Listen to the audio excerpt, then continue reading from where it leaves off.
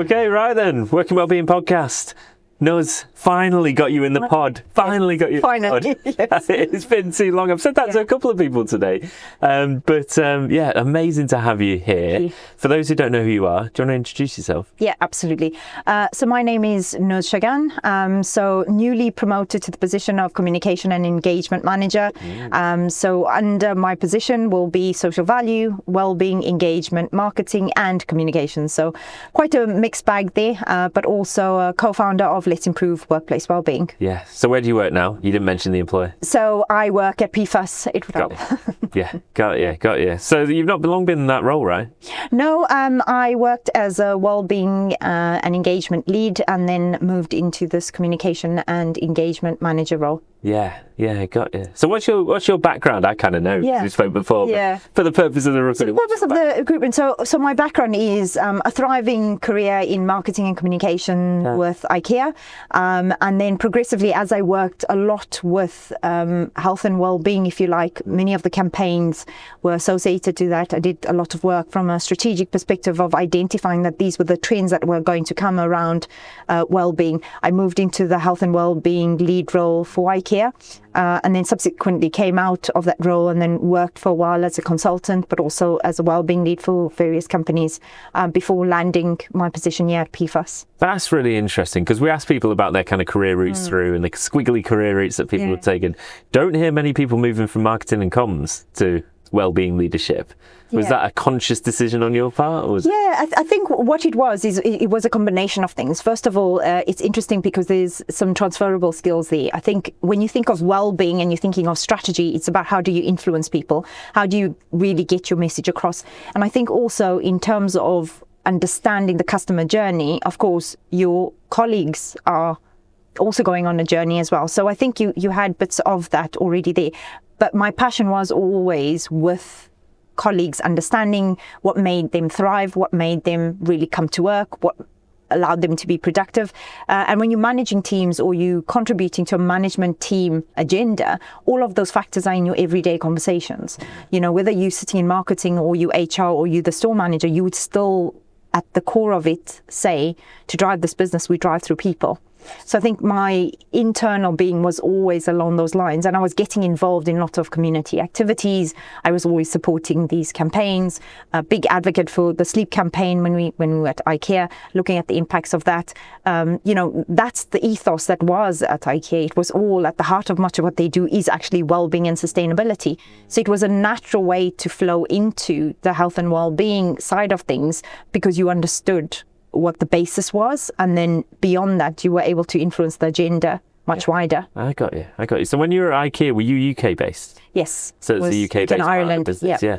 I've got an obsession with Scandinavia. Of course. I've got an absolute obsession my with background is from Sweden, so it made sense. Oh really? Of course, I was Swedish and then work for a Swedish brand. I didn't know that. Right. So we've interviewed. I know it's not. Is it technically Scandinavia? Denmark? Is Denmark in Scandinavia, or is that a Nordic country? It's the Nordic countries, but when you say Scandinavia, it's Denmark and Sweden, which make up quite a lot. So we've interviewed a few people related to Denmark and looking at societal levels of well-being, and if you expand that to Scandinavia, they're always at the top of these lists. Correct. Aren't they? The happiest people. So why do you think that is? Do you think there's anything the UK can learn from that? What do you think? Absolutely. I think there's so much that the UK can learn, and I think part of this journey of me working the way that I have is bringing some of that. So I think first of all, taking away bureaucracy around being and allowing people to be themselves. It doesn't matter at what level you are, coming and being your true self, your authentic self at work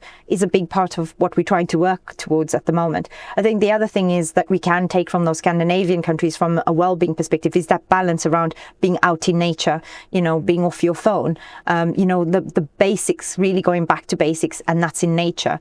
If I think of eating habits and nutrition, it's how do you eat? And if I think of when I first moved to England and, you don't have a proper break. You're having sandwich and crisps instead of a proper meal. You're not going out and having that meal. You sat at your desk, you're still working. So I think these are all the things that we can actually try and think about. Yeah. You're thinking just in general of well-being and decluttering, for example. That's a big ethos around why IKEA is the way it is. It's all about thinking about how do I declutter my mind, but also my space. Yeah. So there's quite a lot that we can learn from, I guess, the Scandinavian culture, if you like. Yeah. Going back to basics is, I think, at the core of it. And if you think of well-being, that's what we really need to look at. Yes. Which we're not doing today. Yeah, yeah. Like I said, I'm fascinated by that. If you know me, I've run a business called Psychosocial as well, which is Sisu's a Finnish word. I'm just obsessed with that part of the world. And what is it that they're doing right that we're getting so wrong? Introducing something just like fika, for instance. We talk a lot about fika, and the whole thing about fika is sometimes people think, oh, but it's a cake and a coffee. No, it's more than that. It's about connection. That's what fika is about. It's about me and you coming together. We don't have our coffee and our cinnamon buns, but the next time we'll have to bring some of that. But it's about connection. It's about pausing, closing off the world, and 2 or 3 people, whatever, coming together and actually having a proper conversation. And is that not what well-being should be really about? And that's what we're losing focus on. We try and put a lot of apps in. We're trying to come up with these great solutions, and then we're all wondering why it's not working. Well, have we just stopped and had a conversation? Yeah. And connected with someone? I tell you that the language of well-being is fascinating, isn't it? Because what does Britain have?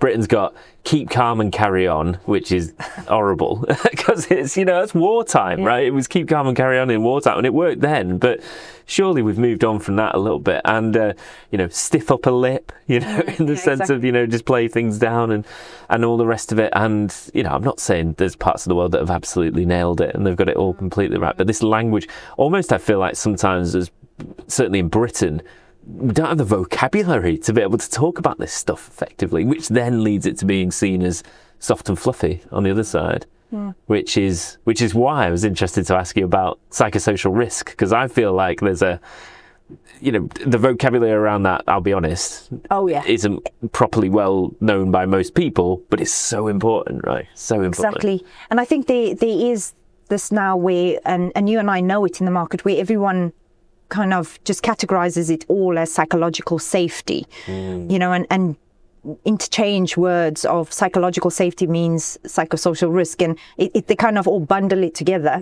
But I think is that not an education piece that we really need to look at? And I think amongst well-being leads, occupational health leads, health and safety leads, we all need to actually collaborate more and actually understand the definitions. And I think this is where the piece of work you and I have spoken quite a lot around is, what does it really mean when we say optimize a psychosocial environment? What do we mean by mitigating psychosocial risk? And we have to go lots of steps before, to your point, around the vocabulary and actually understanding what each one is, and then moving on from there. Because I just think things are just bucketed together without truly understanding it. Absolutely, yeah. And Amy Edmondson, I love her work, right, around psychosocial, no, I'm getting it wrong now, psychological safety, but it's not the same. It's not the same. It's a really important part of the puzzle, but it's not the same. Yeah, exactly. And I think, there's different factors that can fall into it. I think when we're talking about kind of psychological safety, I think it's my sense of I can be who I am in a work environment and speak up without any repercussions. Yes. That's what it is. But when you look at the bag of mitigation of psychosocial risk, there's so much more there that needs to be done. We talk about stress, and the health and safety executive has like the stress risk assessments, etc. But I don't think that wellbeing professionals today are equipped at the moment to actually understand what are the key steps, what are my guidelines that I need to follow. I think they get snippets of what it is, but actually what does it really mean and the impact to a business? Because we don't have, where Australia are at, we're not there yet. We don't have the beating of the stick yet. We have woolly legislature, if you like, that easily doesn't get seen if it goes further, isn't it? So we're not there yet. I think we are on the way, but I still think it's years off before we get there. Got you. So is that what you want? You want to beat people with sticks? No, I think it's not so much as in one ways we've tried to dangle the carrot, haven't we? Any one of us, yourself, myself, in the wellbeing space has for many years advocated for the the reasons why we believe well-being is so important. The business case. The business case. You've done immense work, and we continue to do that. Honestly, are we there? No, we're still having the basic conversations at times. And the reason why I guess beating the stick sounds quite harsh, but do we need something where it's much more stronger? It's a line in the sand. You know where your boundaries are, and this is where health and safety comes in, because we don't mess about when we say health and safety. We know what we need to do. We follow the process. We follow it, and that's where I'm coming from. Is this isn't fluffy? Where there's a consequence. Spot on. Yeah, it is though, isn't it? Exactly. You know, like you can't just harm someone in they lose their arm in an industrial accident, and they're like, the HSE wouldn't just go, oh well, have you got any AP? It's that, are we truly appreciating the damaging and long-lasting effects? Because we can't see it physically in the same way. And we're trying to fit it into what we know and what we've always done, expecting the same result. But that's not how it is. So why aren't we doing it? It's hard, right? It's hard. I'm a huge advocate, as you well know, for the measurement and management of psychosocial risk and whatnot. But even I'll hold my hands up and say that it is not as straightforward a thing to measure as physical health and safety. I would love it. If we could just take that health and safety model framework and apply it to psychological risk, and it would just work perfectly. But simple things like, if 100 people fall off a ladder, 100 people get hurt. But if 100 people work a 20-hour day or an 18-hour day, some of them will be fine. Some of them will be absolutely fine. So it doesn't always translate perfectly. But then what I find is that organisations therefore just throw the baby out of the bathwater, and they say, well, there's no point looking at it, and that's it. And exactly. But I think there's a huge amount that can be learned from that. Yeah, and I think where the stage that I'm at is getting to even just understanding that point. So I'm not even saying that we need to get it absolutely right, that we're going to have a like-for-like system or everything.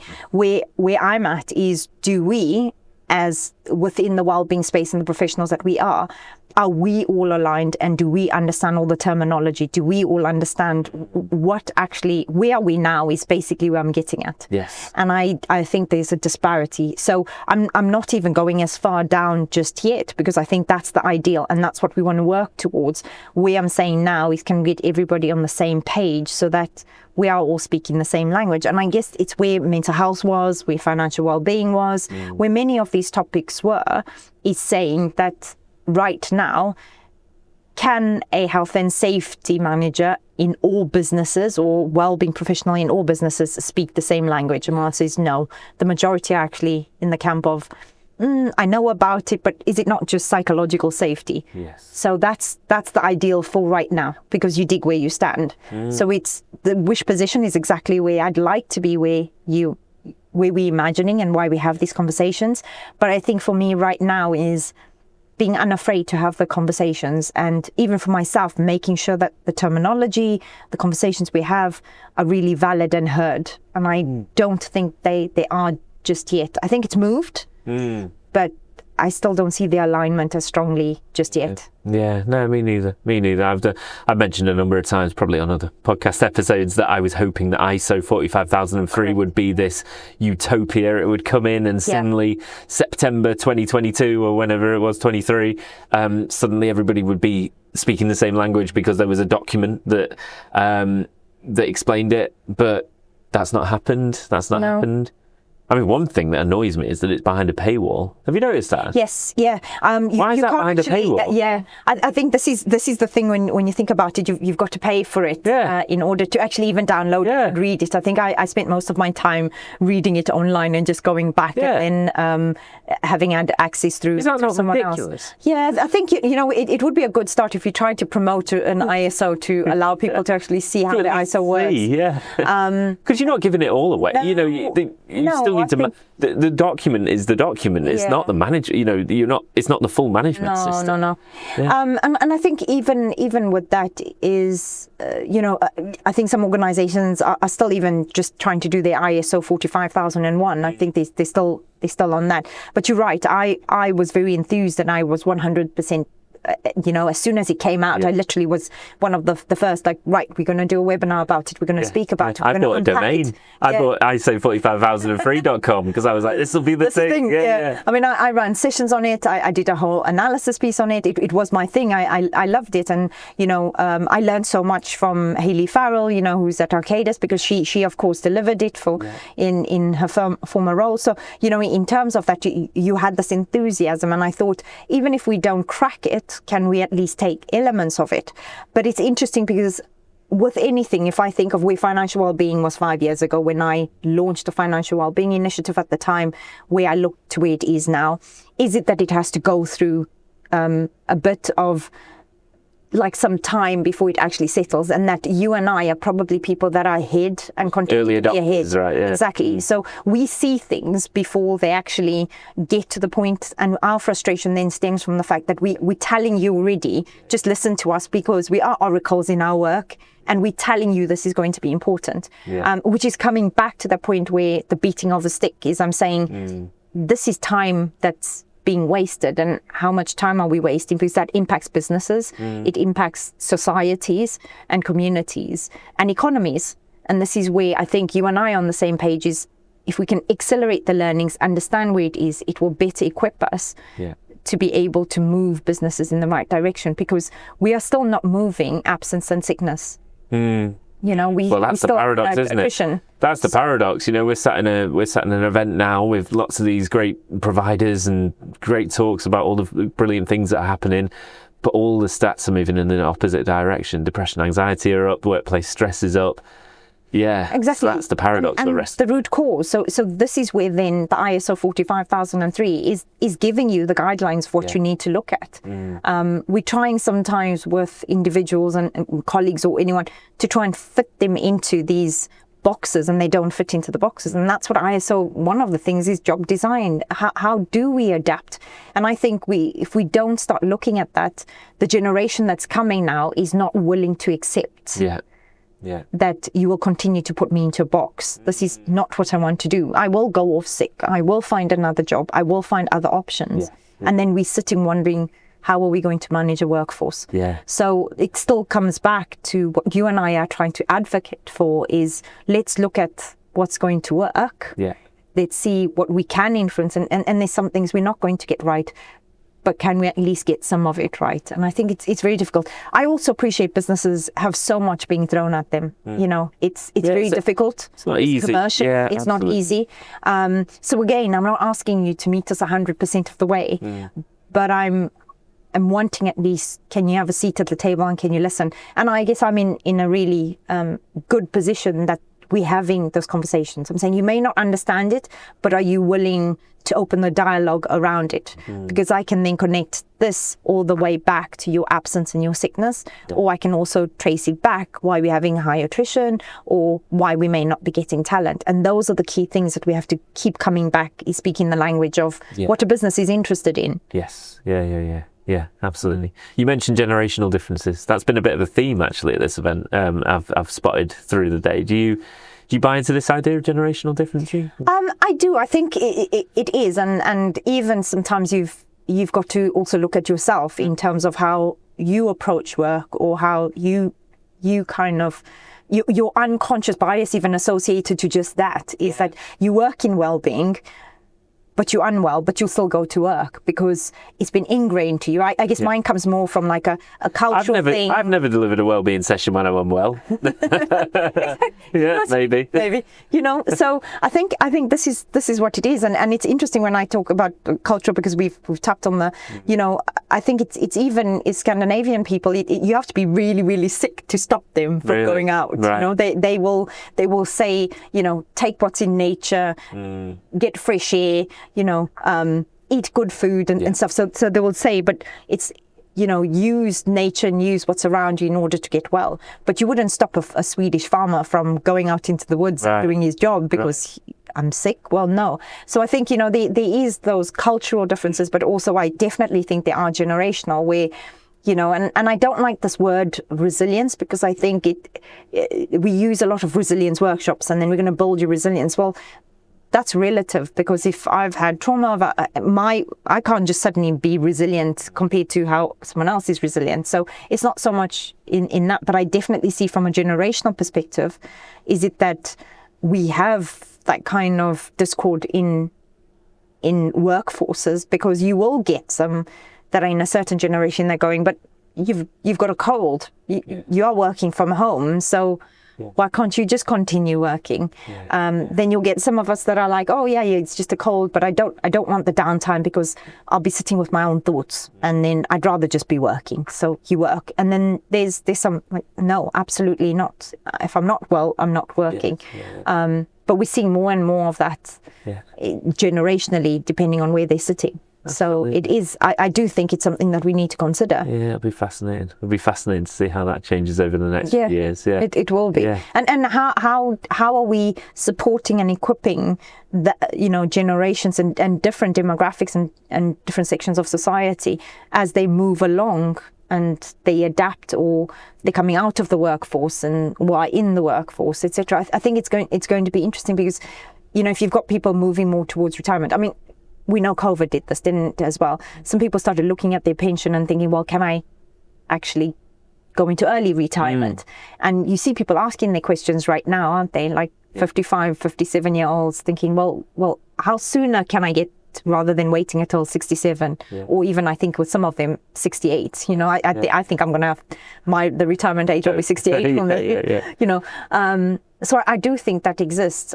I think my slight worry is, are we thinking about the generations coming through to be that workforce that's going to be working to contribute for when I get to retirement? And if we don't get something right at the moment, and I'm talking about the whole psychosocial environment, which is where they are saying a lot of issues are coming, then what does it mean for the end? I think that's what I'm most curious about. Absolutely. Videoing us from the other side of the pod. Right then, last question. AI in 30 seconds, good or bad? Good. I'm an advocate for AI. Go on. Why? I am. I think that it can make us more efficient if worked with in the right way. And I don't think 30 seconds is going to give all my no. But I'm an advocate of it. Any risks of it? Absolutely, there's risks, but I think you've got to embrace it, because it's not going away. It's going to be there. So, with anything in life, I think embrace it, see how you can work with it, but be aware of the risks as well. But do I think it will bring about efficiencies, and if worked in the right way? Absolutely. I think in the wellbeing space, it can really bring a lot. I've already got lots of ideas and things of where I can see it really coming in. And it can work. There's lots of systems that it can. I'm a big advocate for AI. But I don't think it can sit in isolation. I think you cannot take away from human interaction and connection. So it's not that it sits on its own. Everything. No. And it's another thing. It's a tool. It's going to be as good as we make it. So let's work with it and make it what it can potentially be, but it can bring about efficiencies. And I think even in the wellbeing space. I agree. Nice one. Well, a lovely place to end. Thank you so much. We're going to have to do it again, because this is a micro podcast format, but we could do a longer form podcast at some point and really get into it. And we need to catch up anyway and talk more about and absolutely. And I mean, yes, definitely the Scandinavian side of things, I travel up and down to Sweden. So I have a mixed background of South Africa and Sweden, but I'd love to move to Denmark. I actively looked into it last year, but Brexit has just done for me. Essentially. And this is it. And it's an interesting conversation now, because I'm at that cusp of, do I go back to Sweden? Because I may potentially be in demand in Sweden than I am in the UK. And it's a tough decision. But let's see what the next few years are going to bring. But potentially, yes, that is it. I think if you're a family person, and if you can, I'm not saying this just because I'm Swedish. I definitely, if I had children or planning to have children or anything, I would not be here. I would be in Sweden. Absolutely. Yeah, right. Yeah. All right, I'm booking my tickets tomorrow. I definitely think you should. Last question on the pod is, where can people find you? Well, I am on LinkedIn, so that's probably the best place to find me. My full name is Nuzhad Chagan, but I mean, I'm one of very few, so finding me is quite easy. I usually attend most of these events, so you usually will see me walking around. Unfortunately, I'm just at water cooler today. I would have ideally liked to be here tomorrow, but can't be there. But I tend to be most of these events. So if anyone wants to reach out or is curious, and I think also these conversations that we are unraveling are also things that we need to move forward on. I do think you and I have spoken that there is a golden nugget there that we need to be tapping into. Absolutely. Sounds good. Right, pleasure. Thank you so much for coming. Thank you so much. Thank you for having me. Thank you. Brilliant. Thanks for listening to the podcast. This episode is brought to you by Wellhub, the corporate wellness platform transforming how companies care for their teams with a single subscription. Get an exclusive free trial using the link in the description below.